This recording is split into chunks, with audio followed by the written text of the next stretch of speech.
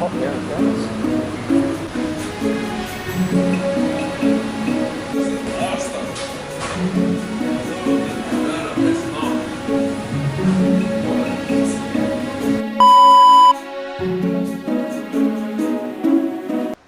I just want to get to the talking part. Hey, how you going? I'm Mikey. Welcome to the first episode of In Between the Ropes, where we talk all things combat and eat hot wings. Today we have Pretty Paul Hosking, pro fighter, title holder, coach to pro fighters and title holders, gym owner, and a sharp mind to do with all things combat related. The way the game works is we start at wing 1, they progressively get hotter, and we can see if we can make it to the heavyweights. Thanks for coming, man. Thank you, brother. Appreciate it. Hop again. Done it All again. goods. Gang. All right, so first question, first wing. Why fighting and why a fight gym? 2 questions. 2 questions. Oh, I got to double down.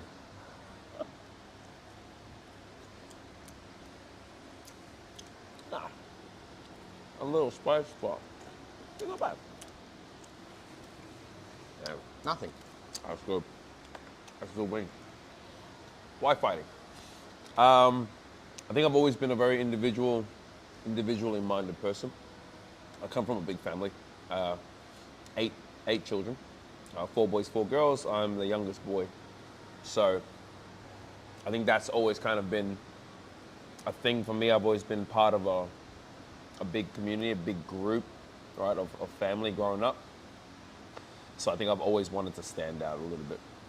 It was always kind of difficult trying to vie for attention in a big family. I never really took well to team sports.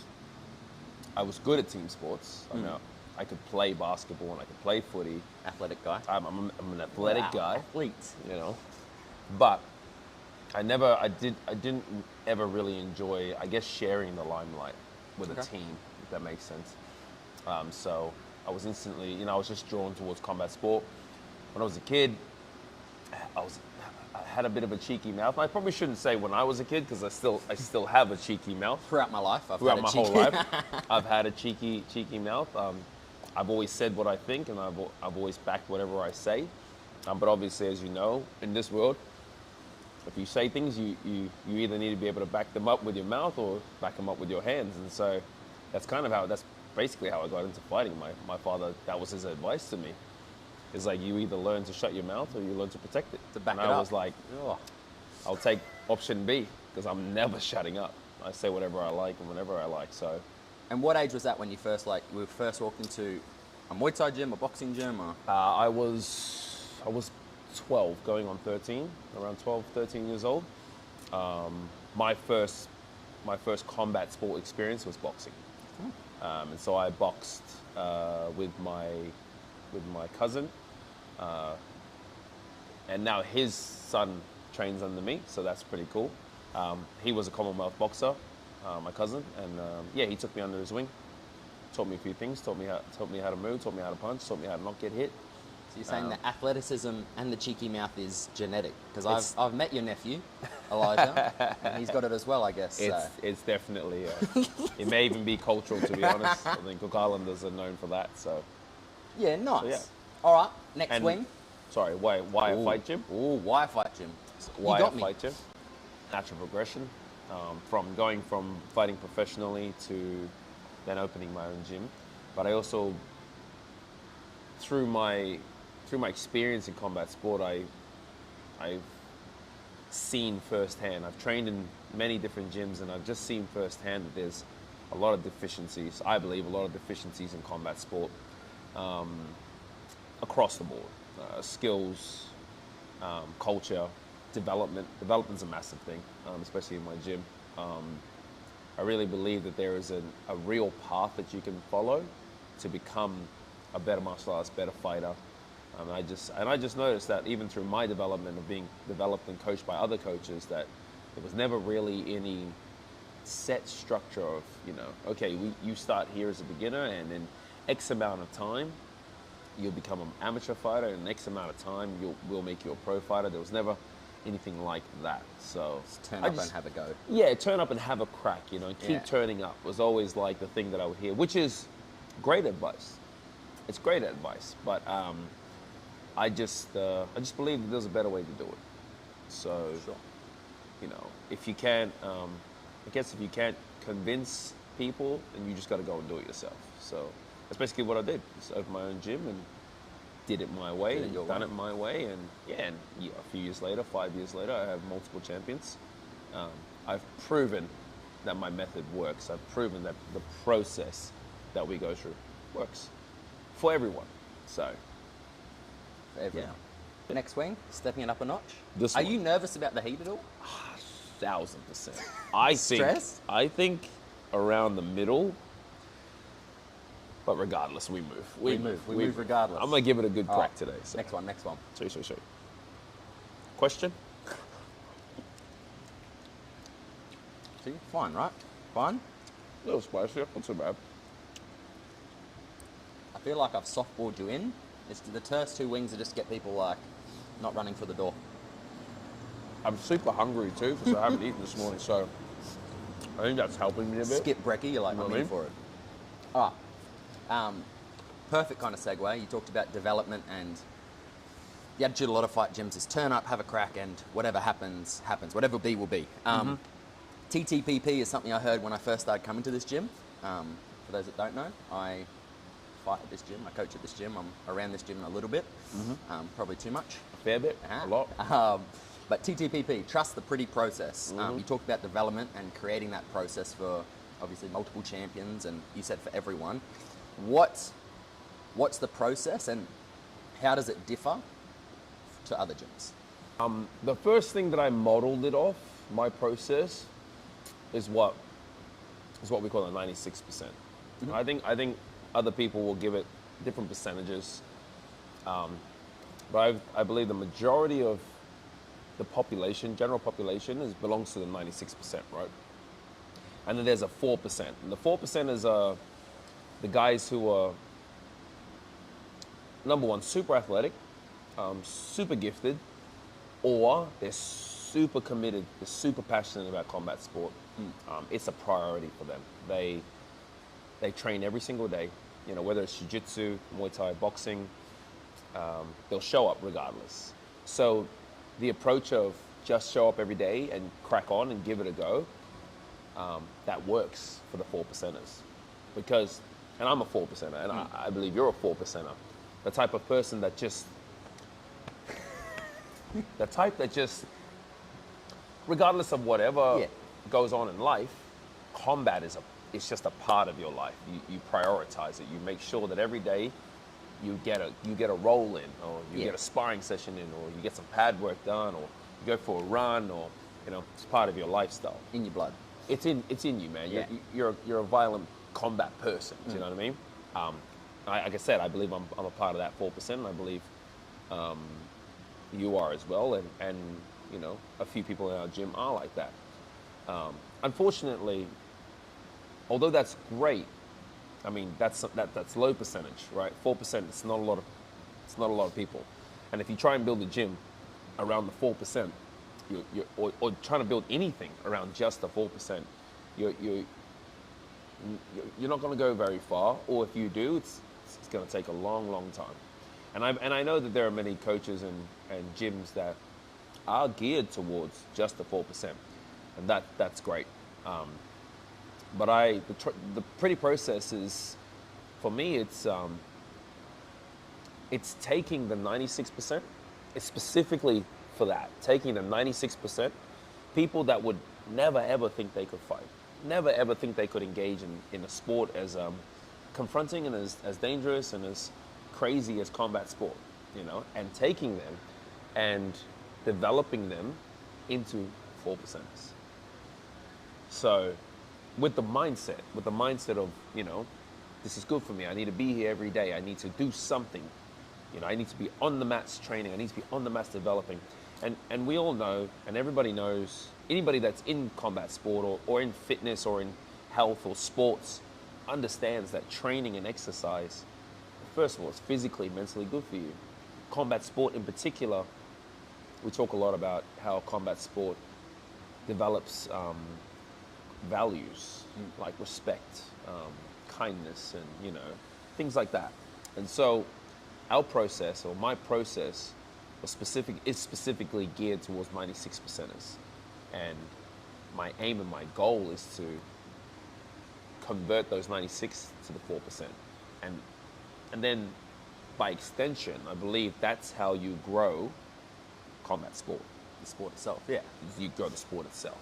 Because if we look at elite sports, and when I say elite, I mean across the board. Combat sport is an elite sport, but it's not elite across the board. Yeah. It's not elite across judging and reffing. It's not elite across coaching. Grassroots. Yeah, it's not elite across grassroots. It's not mainstream.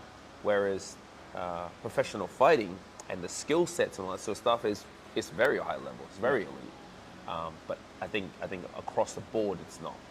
But when we look at like elite sports like basketball, a lot of the American pastimes, basketball, NFL, baseball, it's so high level. And how did they do that, right? They made it a part of every American, Yeah. not the 4%ers, all across the board, 100%. They made it a pastime of the all-American, you know. Everybody over there is into some type of sport, I think, right? Most of them are into some type of sport, some type of elite sport, basketball. Whether they play it or not, doesn't matter. They support it. Whether they, you know, they support it. You know, the footy season starts, you know, Super Bowl's on, like, and when we look at these Super Bowl shows, right, the grand final, it's all over the country. Everybody's involved in it. Everyone tunes in. And I believe the way to get combat sport there is to convert more of the 96% into the 4%. And so that's basically what the pretty process is understanding that the 96%, this is very confronting for them. This is very difficult for them. Most of them, I can tell you now, the majority of my champions and fighters, let's say maybe bar one or two, are all people who have never been in a physical confrontation in their lives. They have never even yelled at somebody. They've never even had words with somebody. They're just normal people who don't like confrontation. But I've taken them from that to people who will get in the ring and have no problem mixing it with 4%ers. So, and that's how I know, like, the pretty process, it works. Because I've done it with the person that people think, this person could never fight. Could never. And I've taken them. I mean, you obviously are friends and very close with one of my champions, Jessie. Yeah. She's the perfect example. She's an athlete. She's very athletic, but temperamentally and mindset-wise, nobody, not even her own family, not even people closest to her, ever believed that she would be able to get into a ring, not just get in the ring, and win convincingly. Yeah. And if we look at her now, 5 years later, she's won multiple championships. She's won multiple Queensland, state, national, South Pacific. She's won all these titles against 4% of females who naturally, you know what I mean? Like, they naturally are attracted to combat sport. Inclined to fight. Yeah. Yeah, they're more inclined to fight than Jessie is. But Jessie's gotten in there and she's mixed it up with them. She's beaten some of the best girls in the country. And she's fought some of the best and the best females in the country and in the world. So Process works. the process works is what I'm trying to say. TTPP, trust the pretty process. Exactly. I liked what you said there about exposing the 96% as well. Because not all of them will turn into pro fighters. Yes. But you look at popular here is rugby league. Mm-hmm. Every kid plays rugby league at lunch. Every kid. But that turns into every adult, every teenager, every Joe Blow watches Friday night footy. 100%. And I think that I agree. That's how you turn a sport from you have to be amongst it to enjoy it to the more you expose the 96%, the more the viewership base grows and the more popular the sport becomes. Exactly. Epic. All right, next swing. I am warning you. We're on our road up, boys. Here we there's go. water at your feet. There's milk on the table. Good luck. This one. That one. This is a good one. This is my favourite one. A little barbecue action. I love a barbecue. Some good protein this morning, man. Love it. No brekkie, straight in. Straight in. Sunday morning. All right, we talked about the 4%ers. And people come in. You see people come in all the time to the gym. I want to be a fighter. I want all of it, right? What are the 3 characteristics you look for in someone that comes in? What are the 3 most important characteristics if you could choose, if you're building a fighter, what 3 would you start with? I wouldn't even say 3. I would just say 1. Just 1. And I was talking about this. We do some programs through schools, and I was actually talking about this at our last one down at one of our local schools. The one thing that all my champions and all my best fighters have in common, the one thing that they all have in common, it's not discipline, it's not the commitment, it's not the physical attributes, it's none of that. It's the ability to do what you're told. That's what I believe is the marker that I look for when I'm looking for somebody who's willing to be a fighter or who wants to be a fighter. It's the person who is willing to do whatever you tell them to do. In terms of development. Yeah. Not in their whole lives. In their life. Like, yeah. I have no interest in what you're doing outside of this gym. You're buying a green car. Yeah, Tuesday, you know, and you only eat this. Like, I don't, not like that. What I mean, I want to be clear about that. Yeah. Is developmentally. If I say to them, you need to work on your feet for the next 4 weeks, 3 times a week, 3 hours in that week, and all you're going to do is go forward, back, left, and right in your stance, and that's it. And they turn around and they say, if that's what you want me to do, that's what I'm going to do. Done. Yeah. And they go and do it. That for me is the marker, because I know that whatever I say to them next, they're just going to do it. Okay? Yeah. And I know a lot of people are like, yeah, well, yeah, but people need to have the freedom to like ask questions and the freedom to like give your opinion and all that sort of stuff. They don't. When you're a beginner in anything, right, the last thing you should be giving is your opinion. It doesn't matter. I'm not even talking about combat sport. I'm talking about in general. Yeah. Like if you're a beginner and you know next to nothing about the sport apart from maybe what you've seen on social media or what you've seen on YouTube, the last thing you should be offering to anybody is your opinion on how things should be done. It's like, we always say this, it's like you going into an accountant's job, standing next to him at the desk, never having done balanced a book in your life, and been like, I see the way you're setting out the Excel sheet. I wouldn't do it like that. I wouldn't do it like that. What do you think would happen? The accountant would be like, oh, you're welcome to your opinion. Well, yeah, share it with me. They'd be like, Get out. who are you? Who let you past admin? Shut up. Yeah. And then when we're talking about combat sport, again, going back to what I said earlier, it's such a dangerous sport. And I mean, there's a lot of safety guidelines, but fighting is fighting. Yeah. The point of combat sport and the point of fighting is to incapacitate your opponent in whatever legal way is available. So the last thing you should be doing if you want to be a fighter or if you want to be somebody who's good at combat sport is be giving your opinion. So that's the thing is that's my first thing I look for is when somebody comes in and says, oh, I'd like to have a fight. And I say to them, oh, okay, how do you think that would happen? Or, you know, how long do you think that would take? And I'll ask them different questions. And if their answer isn't, I don't know, that's why I'm here. That's why I've come here, because I think you can help me do that. If it's anything other than that, oh, I'm going to come 3 days a week. Oh, I'm going to train 3 hours a day. I'm going to do that. I'm not interested. You're still welcome to be a part of my gym. You're still welcome to come and train. It's not that. I just won't take you on as a serious fighter.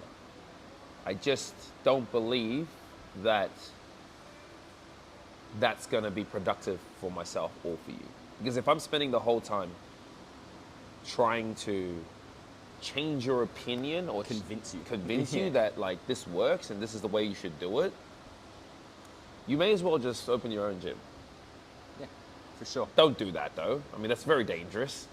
It's unsafe to do that if you don't know what you're doing. But if you have opinions, here's the thing. You can have opinions. Just keep it to yourself. Yeah. Just keep it to yourself. Yeah. Listen and do as you're told. Yeah. Everything in context, right? We love that Yeah, word. yeah. Everything in context.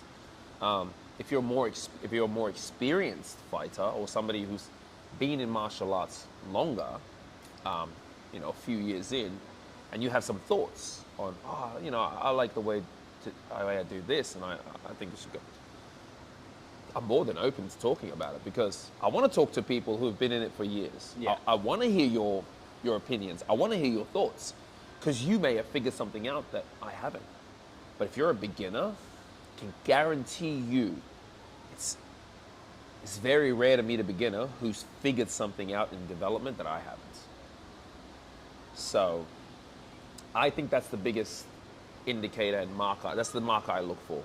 Is somebody who listens and just do what you're told. Again, I guess that's a trust thing as well, right? Yeah. That's a trust thing as well. And I think trust should be built over time. I also don't think people should come in and say straight away, I would like to be a fighter. I think you should come into the gym and watch and observe and learn and see if it's the right fit for you. Before you even say a word about, hey, I'd like to fight for pretty, just say, What do pretty fighters look like? what do they look like? What do they do? And watch and learn and then be like, okay, hey, I'd like to fight. Yeah. Or, I don't think this is the place for me. Hey, absolutely, man. I hope you find your place. But coming in and I want to fight. It doesn't happen in my gym. Yeah. It's very difficult to be a fighter in my gym. I don't allow just anybody to walk up the street. Again, that's a development thing, and I believe that's a more sustainable model to grow combat sport. It's not just allowing any To jump in. Tom, Dick, and Harry who walks in and says they want to fight, right? So I just believe combat sport deserves more respect than that. 100%. You couldn't do it in any other sport. 100%. I can't pick up a ball and be like, I want to be A-League Prems Yeah, this weekend. they're not going to be like, yeah, absolutely. Yeah, jump. Here's some boots, Here's a bro. jersey. Yeah, yeah. Jump in. Absolutely Let's not. say we'll start you in resis. We'll start you at training, and then you'll work your way. And then through you'll the work system. your way in through the system. Exactly right. I think if every gym did that, if every gym was just not so keen to just chuck them in a fight, I believe we would keep people longer in combat sport. Not even just as fighters, but as consumers of combat sport. and enjoyers. And enjoy it because They don't get in, get busted up, get meat grinded out, and then thrown to the street. I hate that sport. I got my leg broke. Exactly. I've been doing this sport for 20 years. Yeah, exactly. I want my kids to do this Yeah, sport. 3 weeks in, I'm having my first hard spar. It's Yeah. like, Fair. awesome. So, yeah. Shout out to all people wanting to fight at this gym. A little tip for you. Don't have your ears painted on. All right, next one. I think we're going to breeze through this. You're looking good. Oh, I love a chicken wing. I'm throwing these out so people don't judge how much meat's left on the bone. This is the best interview I've ever had. All right, wing number 4, question number 4. Mm-hmm. We've asked you at the very start, why fighting, why a fight gym, all those things. Next one is, if you weren't going to be a fighter, if you weren't going to be a gym owner, what would Paul Hosking be doing? Wow. Honestly, I probably could have done anything. And maybe that might go across. That might rub some people the wrong way, but Like, whatever. lucky he knows how to fight. Back those words. Yeah. I Yeah. just, first of all, I'm a super confident person. I was raised confident. Yeah. I was raised with strong women, and I was raised with a strong father. I believe in myself. I probably could have been anything I wanted to be. Yeah. Very switched on, I was very clever. Any job that I took on, I quickly rose through the ranks and quickly was always earmarked to be a manager or Promotions. in promotions. I was always, security, working with at-risk children, different things like that. I don't know. I don't imagine. I just could never imagine doing anything other than combat sport or combat. in general. I've always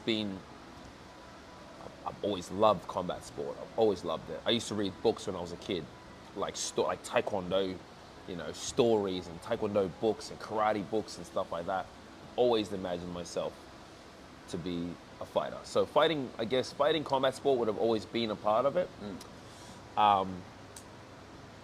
If this hadn't worked out, I don't know, man. There's no such thing in my head. Do you know what I mean? There's no plan B. No, there's no plan B. Plan B is if this didn't work out, I figure out why it didn't work, and I do it again. Run it again. And I try it again. You're and right. I give it a crack, and I do it better the next time. That's how I've always been. But I don't believe, for me, there is no plan B, plan C. Just always been super passionate, super committed to combat in any form, not just Muay Thai. I've always loved all styles, all different styles. I won't say I'm an MMA fan. I'm not really an MMA fan. I'm a fan of certain MMA fighters. Yeah.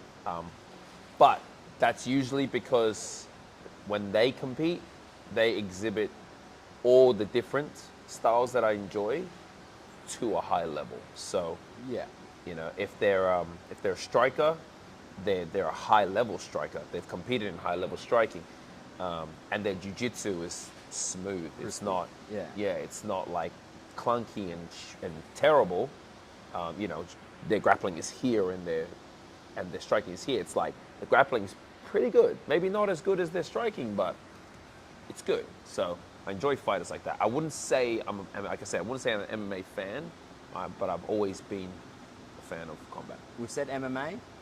Who's your go-to person at the moment? Who's your favorite? Do you mean like currently and doing Just well ever. and Ever. Ooh, ever? Conor McGregor. Conor McGregor is my favorite ever. Why? Because again, I believe in combat sport, he is probably the only, I guess, apart from like people like Muhammad Ali, and even Floyd Mayweather, he's the only MMA fighter to have the total package. Yeah. You've got some MMA fighters who are incredible fighters, Phenoms. Yeah. but they talk on the mic, and it's like, I switch off. the entertainment side, the marketing side, I just switch off. I'm just not interested in your story. Like, I'm just not interested in what you're doing. I like it when you fight, but apart from that, not really. Not interested. No, I'm not interested. Whereas Conor McGregor, across the board, Yeah. he had the chat, he had the skills. Currently, he's not my favorite because, he's not operating at the high level that he used to, where he was like not just starching people, but starching people in a way that was like, wow, And calling it. this guy is, Mystic Mac stuff, right? Yeah. But again, all that Mystic Mac stuff, when I see that and I hear that, all I hear is development. Yeah. All I hear is hard work and focused work. I don't hear, oh, wow, he's a magician. No, I hear, you've done the work. You've done your homework. You've watched Aldo. You've watched how he does this. You've watched how he does that. All the people that he starched, he watched them. Yeah. It's the study behind it. It's the study. Yeah. He's done the work. It's Or not his a team guess. have done the work. It's not a guess. Yeah. He just postures for the mic and postures for us. Oh, I just think I'm going to do it in the first round. No, you've seen something in their previous fights. Then you've drilled it. And you've drilled it. And then you believe in the game plan. And you believe in the game plan and you trust your coach. Yeah. And that's why you can speak so confidently. Oh my. That is a hot one. Awesome. Well, welcome back. You might have seen that it's a change of time of day, a change of day, and a change of clothes. Funny story. As with all things new, we found the hiccups. We finished episode 1 with Mr. Paul Hosking himself. And then we found out after filming that after the 4th wing, it stopped recording. So, Mr. Paul Hosking is back courageously, after surviving the first few hot wings, he decided that he needs to see it through. We appreciate him for it. Paul, my guy? Let's go. We're good. How's the anticipation? You've been no here before. anticipation, I've been Right, here that's before. it. You've been here before. Easy. All right, so let's get straight in. We'll eat from your left. Same thing as before. These are the last 3 hot wings, the heavy weights from the left. Yeah. And then we'll get through this first one and ask the first question. Happy days, Let's go. my guy? Cheers.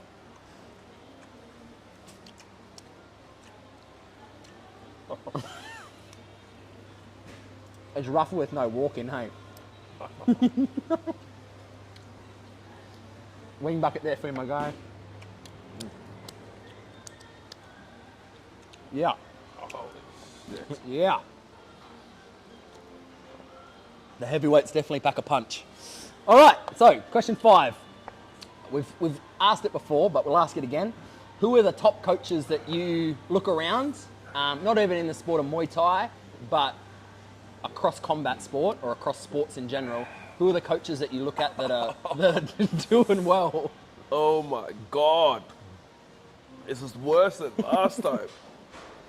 I thought it was going to be better. It's not. It's worse. A little sip here if you need it. So, top coaches you look to in life. Holy shit. Any coach smart enough to not do this, I look up to you. Smarter than me. This is terrible. Any coach smart enough not to do this twice? I don't think I can do this. Actually. I actually don't think I can do this. All right. That was bad. And there's no milk. And the sad thing is, I made it last time. But we'll never know. Because As Big Nick would say, there's no video proof. film or it didn't happen. How about Oh my I'll give God. you a battler's way out, because you did do the wings last time and you died last time. Drinking from both sides of your mouth. Holy shit. All right, so I'll give you a way out. I'll eat these 2. We'll ask the we'll ask the questions, and Oh we'll just my get God. through like that. Thoughts?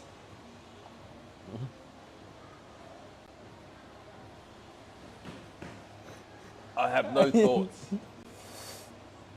That was worse than last time. I don't understand why that was worse. That's a-okay. I've got a sweat as well. If you answer the questions, I'll eat the wings. How about that? He's away. For all the haters, he finished the last 3 last time with flying colours. I was there in Worst person. idea ever. Really selling the episodes, Paul. Don't I appreciate do this. I appreciate that. I'm sorry. I appreciate the props. Question number 5. Who are the coaches that you look around in either combat sport or sport in general and think, man, I admire them, or I like what they're doing? I think I look up to a lot of the coaches that I already work with. That I already work closely with. Yeah, yep. People like Jeffrey Chu from GCP Training. Yup. I also look up to coaches like, I've got a lot of respect for coaches like, say, Matty from Methodical Muay Thai. Yep. I wouldn't say I admire other coaches, because I think admiration is just something that I reserve for like people like my father. Select food. For a select few. My father is somebody that I really, really admire. Yeah. Overall, as a person of ethics and morals, and Yeah. somebody that I grew up watching live his life that way. Talk a talk. Walk the So walk. admiration Yeah. is a big one. Looking up to is a big one. I see everybody. I try to see everybody in the same light. But Yeah. people that I have respect for, I respect what they do. Definitely, some coaches, even in Australia and statewide. As I said, coaches like Matty from Methodical. Yeah. Down in Gladstone. Down in Gladstone. Shout out, Matty. Yeah. Also, coaches like Ian Bone from Courage. Mm-hmm. Mostly because of his morals and his values.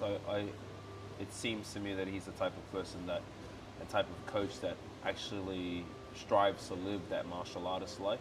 So obviously there's a difference between martial arts and combat sport, right? So one in the same field, but obviously values are slightly different. Yeah, somebody like that.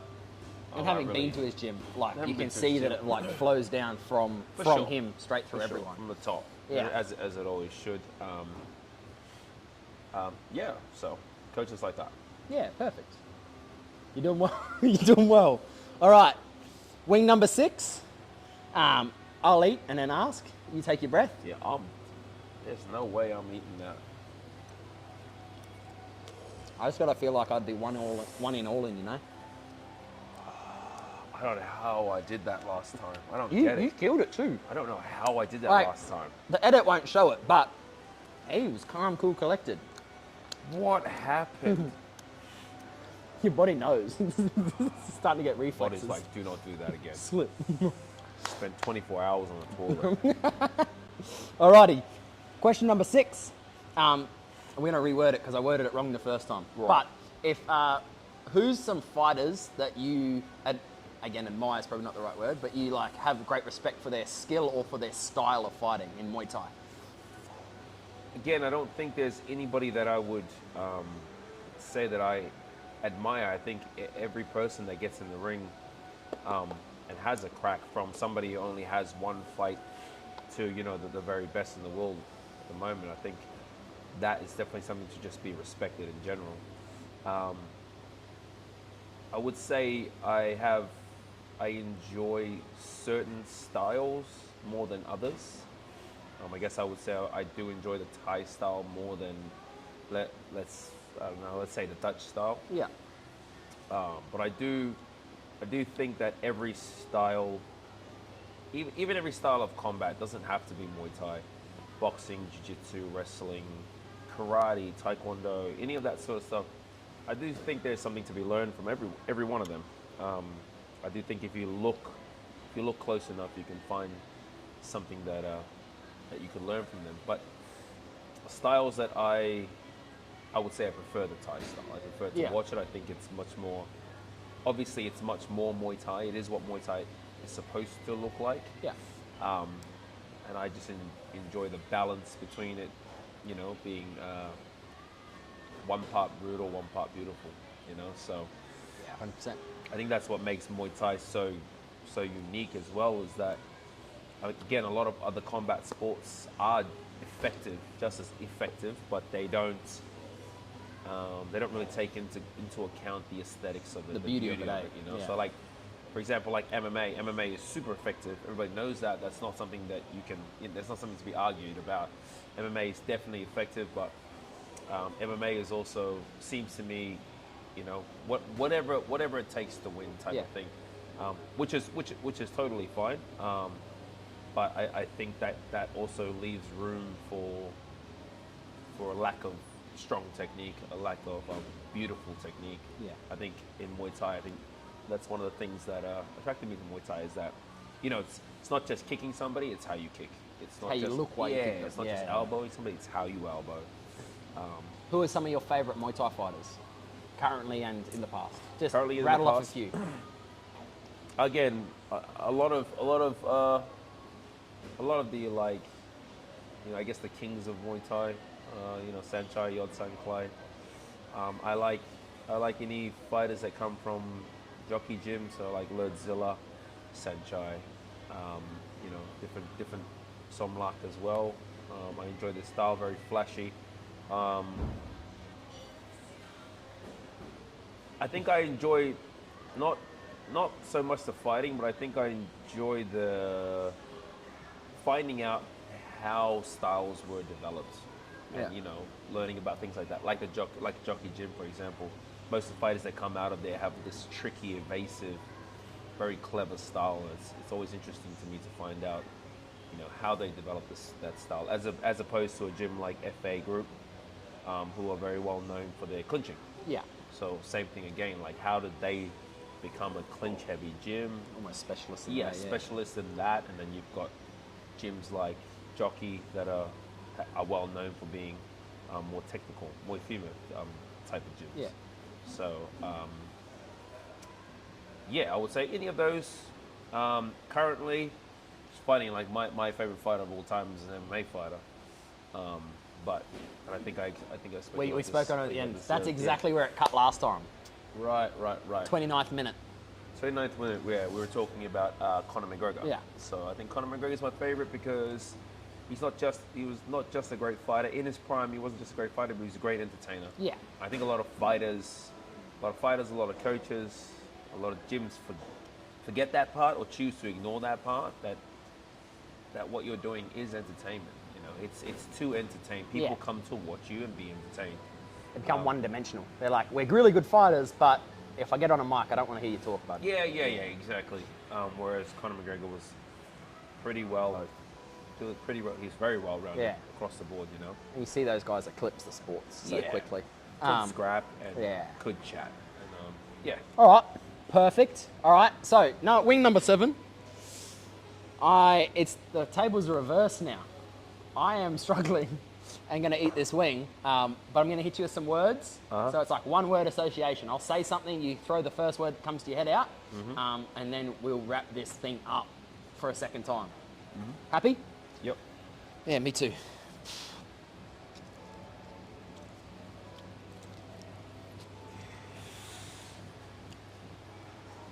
Yeah, she's still spicy. You just got to let her in. All right. Word association, one word, rapid fire, Muay Thai. Oh, Brilliant. wrestling. Oh, Tough. BJJ. Fun. 50-50. Terrible. The pretty style. Pretty. The pretty community. Blessed. I like that. That's us. That will do us. My lips are melting and I am enjoying it. I'm glad you didn't come here with me, bruv. This Everest is well earned. That's bad. But what we're going to do at the end of this, at the bottom of this, we're going to link your Insta, Pretty Paul, sharp guy to know, to listen to around combat. But also, we're going to link the gym. Come check us out. Join the Pretty community. But 15 seconds. What have you got coming up? What's going on? Build a Fighter has just started, so we'll be running a Build to Fight night on May 11th. So yeah, keep your eyes and ears out for that. And yeah, that's at the moment. So far, that's what we're up to. Perfect. So yeah, Amazing. Well, thanks again. Thanks for coming back. I appreciate you. no worries. Surviving. At 1, done and dusted, in between the ropes. Back at the end of next month. Holy shit. It was worth That's Worse tonight. holy shit. Did you put more on or something? Nah, bro, same.